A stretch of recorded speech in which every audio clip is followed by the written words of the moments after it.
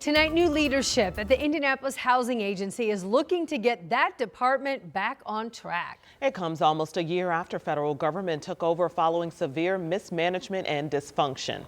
And now for the first time, we're hearing from the new CEO. Yeah, she sat down and had a conversation today with our Marion County reporter Lauren Kostek. So now the new leader shares her plan to turn things around. At the Indianapolis Housing Agency, just a hot mess. Dozens showed up for Walk-In Wednesday, a chance to meet one-on-one with case managers. But many are still struggling to get help. Going from house to house for 3 years, just waiting to get accepted to move.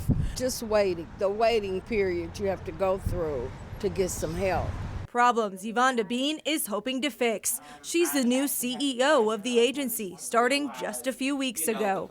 IHA is a wonderful organization that's had its share of challenges, and so we've got a road ahead, but one that I am certainly committed to. And her resume is long, with more than 2 decades of public housing experience, including the recovery of 2 other troubled agencies. I have a demonstrated track record of being able to turn things around, and I'm looking forward to doing just that here. That's because Indy needs a lot of help.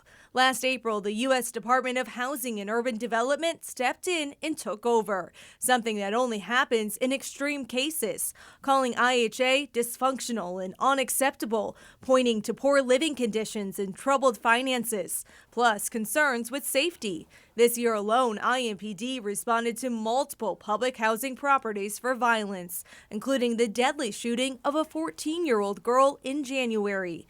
Issues, Bean said, are a top priority. We are not afraid of taking on this challenge, and we know that with time we'll be able to turn things around.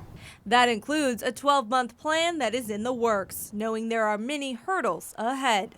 Done so that IHA can become the agency that we can all be proud of.